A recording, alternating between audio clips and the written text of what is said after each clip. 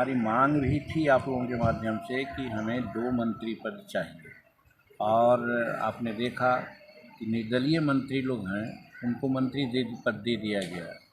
ठीक है, एक भारतीय जनता जदयू में मिल गए हैं, उनको मिला या मिलेगा, लेकिन निर्दलीय विधायक हैं उनको मिला और मनचाहा विभाग भी मिलने की बात चल रही है।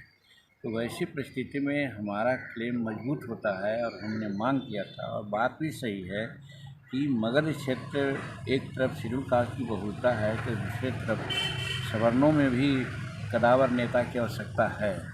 और सवर्णों में कदावर नेता हमारे पास हैं अनिल सिंह, 4 बार विधायक रहे हैं, मंत्री रहे हैं, उन पर किसी प्रकार का आरोप नहीं रहा है।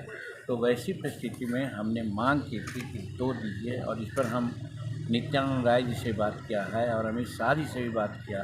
हालांकि अमित शाह जी ने अपने थोड़ा सा उसमें बोले कि थोड़ा मुश्किल लगता है, लेकिन हम समझते हैं कि वो मुश्किल को आसान करना हमारे अमित शाह जी के लिए कोई बड़ी बात नहीं है। इसलिए आज जब पूछ रहे हैं तो पुनः मैं अपनी बात को दोहराता हूँ कि हिंदुस्तानी अवाम मोर्चा सेकुलर को 2 मंत्री पद मिलना चाहिए, और सामाजिक सामंजस्य के लिए भी मगध में एक शेड्यूल कास्ट को मिला है तो एक सवर्ण को भी मिलना चाहिए, ताकि सवर्णों का वोट कंप्लीमेंट होकर के हम लोग को मिले। इसलिए हमारी मांग है। तो 5 तारीख को होगा विस्तार। मैं तो समझता हूँ कि आपके माध्यम से अगर ये बात हो रही है तो उनके कानों में जाएगी। हालांकि हम मुख्यमंत्री से भी बात किया है और फिर नित्यानंद राय जी से बात किया है जो कोऑर्डिनेटर थे, और अमित शाह जी से भी बात किया है।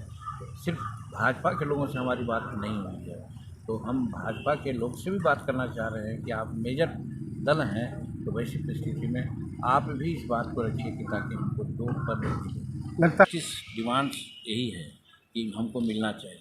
अगर नहीं देते हैं तो इनजस्टिस होगा। वैसी परिस्थिति में हम नहीं समझते हैं कि मेरे साथ कोई इनजस्टिस होगा, और मगर में सामाजिक वातावरण को बैलेंस करने के लिए आवश्यकता है कि वहाँ 2 पद हमको मिले।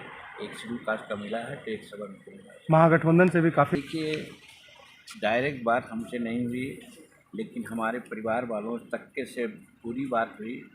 वो लोग मुख्यमंत्री पद का ऑफर दे रहे थे, लेकिन आप जानते हैं बहुत पहले भी हमने ये बात कही है कि जीतन मांझी गरीब हो सकता है लेकिन बेईमान नहीं है। आज तक आप 44 वर्ष में हम अपने पे से हम काम चलाते हैं, हमको और पैसा का कोई आमदनी या कोई बचत नहीं है।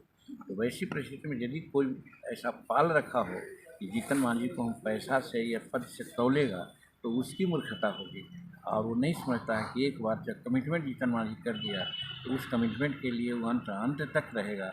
और आज वही है, हम एनडीए के साथ हैं, नरेंद्र मोदी जी के साथ हैं। कोई भी कुछ कहेगा, हम पद हमारे सामने कुछ नहीं।